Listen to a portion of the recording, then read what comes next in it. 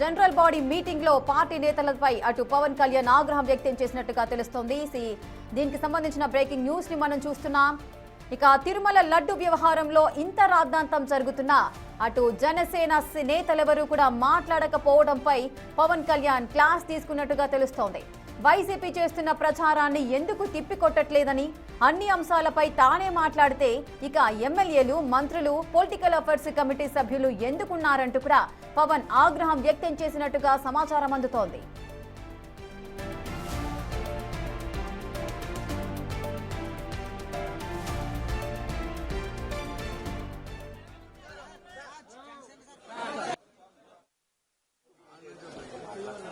YCP నేతల వ్యాఖ్యలపై అప్రమత్తంగా ఉండాలని, వారి ట్రాప్ లో పడొద్దని పార్టీ నేతలకు పవన్ సూచించినట్టుగా సమాచారం. వారు ఇష్టం వచ్చినట్టు మాట్లాడతారని, కానీ జనసేన నేతలు మాత్రం సిద్ధాంతాలు, సబ్జెక్ట్ పరంగానే మాట్లాడాలని చెప్పినట్టుగా సమాచారం. వ్యక్తిగత వ్యవహారాల విషయంలో జాగ్రత్తగా ఉండకపోతే పార్టీకి నష్టం కలుగుతుందని చెప్పినట్టు తెలుస్తోంది.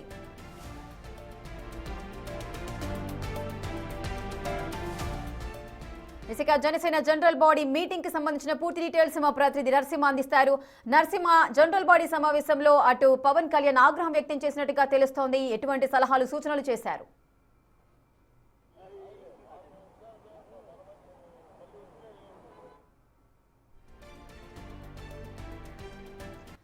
ఇక ఈ మధ్యకాలంలో జరుగుతున్న దాడులు, అదేవిధంగా రాజకీయ పరిణామాల నేపథ్యంలో అటు deputy CM Pawan Kalyan Janasena general body meeting conduct చేయడం జరిగింది. అటు పార్టీ నేతలపైన పవన్ కళ్యాణ్ అయితే ఆగ్రహం వ్యక్తం చేసినట్టుగా సమాచారం అయితే అందుతోంది. తిరుమల లడ్డు వ్యవహారంలో ఇంత రాద్ధాంతం జరుగుతున్నప్పటికీ కూడా జనసేన నేతలెవరూ కూడా మాట్లాడలేదు. సో ఈ విషయం పైన క్లాస్ తీసుకున్నట్టుగా తెలుస్తోంది పవన్ కళ్యాణ్. ఇక వైసీపీ చేస్తున్న ప్రచారాన్ని ఎందుకు తిప్పికొట్టట్లేదంటూ కూడా, అన్ని అంశాలపై నేనే మాట్లాడితే ఇక మీరంతా ఎందుకు అంటూ కూడా ఆగ్రహం వ్యక్తం చేసినట్టుగా సమాచారం అందుతోంది. ఇక పూర్తి అప్డేట్స్ మా ప్రతినిధి నరసింహ అందిస్తారు. నరసింహ, జనసేన జనరల్ బాడీ సమావేశంలో పార్టీ నేతలపై అధినేత పవన్ కళ్యాణ్ ఆగ్రహం వ్యక్తం చేశారు.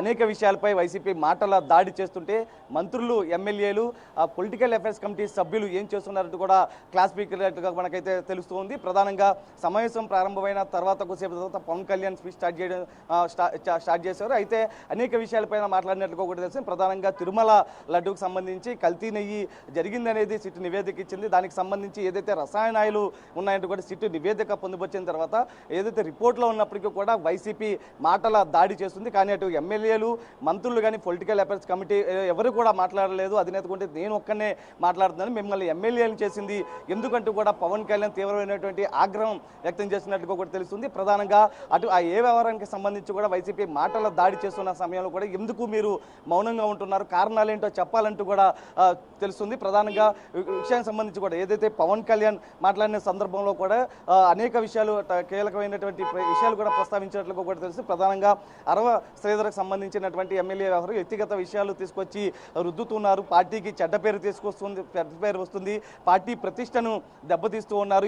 ఈ రకమైనగా ఉంటే కనుక పార్టీ బలోపేతానికి సంబంధించి రాబోయే ఎలక్షన్లో ఏ విధంగా ఫేస్ చేస్తామంటూ కూడా పవన్ కళ్యాణ్ ఆగ్రహం వ్యక్తం చేసినట్లుగా కూడా తెలుస్తుంది. ప్రధానంగా కొద్దిసేపటి క్రితమే పవన్ కళ్యాణ్ ఏదైతే మాట్లాడిన తర్వాత ఒక్కసారిగా సమావేశం నుంచి వెళ్ళిపోయారు. ఏదైతే పార్టీ నేతలపైన ఆగ్రహం వ్యక్తం చేస్తూ కూడా ఏదైతే ఈ విధమైనటువంటి వ్యవహారం ఉంటే కనుక ఎట్లాగంటూ కూడా ఆయన ప్రశ్నించిన తెలుస్తుంది. అయితే సమావేశం జరుగుతుండగా మాట్లాడిన తర్వాత పవన్ కళ్యాణ్ ఇక్కడి నుంచి వెళ్ళిపోయారు. ఎందుకంటే వైసీపీ మాటల దాడి చేస్తుంది, మీ మౌనానికి కారణాలు ఏంటో తెలపాలంటూ కూడా చేస్తున్నారు. ప్రతి ఒక్కరి డేటా నా దగ్గర ఉంది, నియోజకవర్గంలో ఏం చేస్తున్నారు అనేది కూడా ప్రతి ఒక్కరి డేటా నా దగ్గర ఉందంటూ కూడా పవన్ కళ్యాణ్ ఆగ్రహం వ్యక్తం చేయడం జరిగింది. వైసీపీ మాటల దాడి చేసే సమయంలో కూడా కుటుంబ సభ్యులు కూడా లాగుతారు.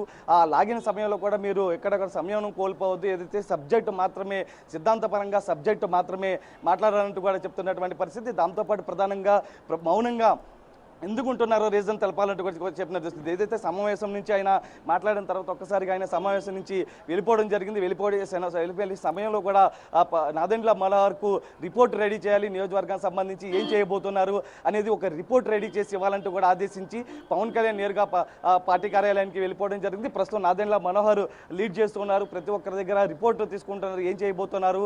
వైసీపీ మాటల దాడి చేస్తుంది, ఒక పవన్ కళ్యాణ్ వ్యక్తిగతంగా అటు ఏదైతే లడ్డు వ్యవహారం కావచ్చు, అరవ శ్రీధర్ వ్యవహారం కావచ్చు, మిగిలినటువంటి అనేక అంశాల మీద కూడా పవన్ కళ్యాణ్ను టార్గెట్ చేస్తున్నారు. లేటెస్ట్గా ఏదైతే అంబటి రాంబాబు ఇష్యూ కావచ్చు, జోగి రమేష్ ఇష్యూకి సంబంధించి కూడా ప్రతి ఒక్కరు అటు సోషల్ మీడియా కావచ్చు, అటు ఇతరత్ర మీడియా సమావేశాల్లో కూడా మాటల దాడి చేస్తున్న సమయంలో కూడా ఎక్కడ మీరు మౌనంగా ఎందుకుంటున్నారు? మంత్రులు మాట్లాడడం లేదు, ఎమ్మెల్యేలు మాట్లాడలేదు, పొలిటికల్ అఫైర్స్ కమిటీ సభ్యులు కూడా మాట్లాడలేదు. మిమ్మల్ని ఎమ్మెల్యేని చేసింది ఇందుకైనా, మౌనంగా ఉండడానికైనా అంటూ కూడా పవన్ కళ్యాణ్ తీవ్రమైనటువంటి ఆగ్రహం వ్యక్తం చేశారు. సమావేశం నుంచి వెళ్ళిపోయిన తర్వాత కూడా నాదెండ్ల మనోహర్కి ఒకటే చెప్పారు, రిపోర్ట్ తయారు చేయండి వీరికి సంబంధించి. ఎందుకంటే పవన్ కళ్యాణ్ మాట్లాడిన సందర్భంలో కూడా ప్రతి ఒక్కరి డేటా నా దగ్గర ఉంది, నియోజకవర్గంలో ఏం చేస్తున్నారు ఇంటెలిజెన్స్ రిపోర్టు నా దగ్గర ఉంది, ఆచితూచి వ్యవహరించండి. వ్యక్తిగతంగా ఉంటే కనుక మాత్రం ఖచ్చితంగా పార్టీ పరువు పోతుంది కాబట్టి, పార్టీ ప్రతిష్ట దెబ్బతింటుంది కాబట్టి ఆ రకమైనటువంటి జోలికి పోవద్దంటూ కూడా హెచ్చరించినటువంటి పరిస్థితి. ప్రస్తుతం నాదెండ్ల మనోహర్ సమావేశం అయితే కొనసాగుతాం, మొత్తం రిపోర్ట్ రెడీ చేస్తున్నారు, ఏం చేయబోతున్నాం అనేది.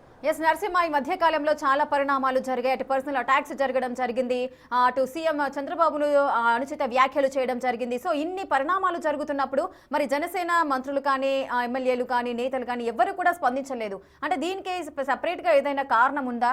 పవన్ కళ్యాణ్ ఈ జనరల్ బాడీ మీటింగ్లో ఆగ్రహిస్తూ మాట్లాడినప్పుడు ఎవరైనా ఎక్స్ప్లెనేషన్ ఇచ్చే ప్రయత్నం ఏదైనా చేశారా?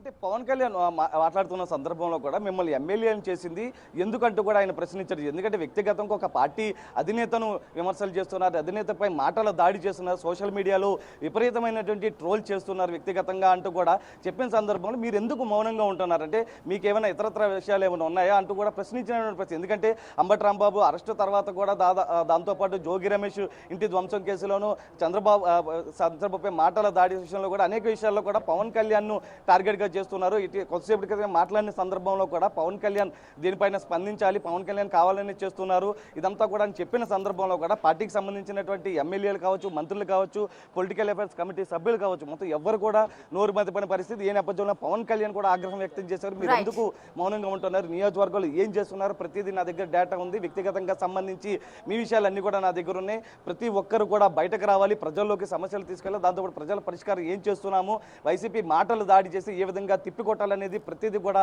పవన్ కళ్యాణ్ చెప్పినట్టు సందర్భం రిపోర్ట్ రెడీ అవుతుంది, ఏం చేస్తున్నాం అనేది.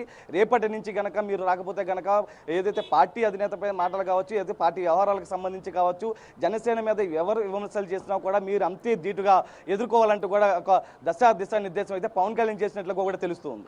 Right, thank you Narasimha, thanks for the live details.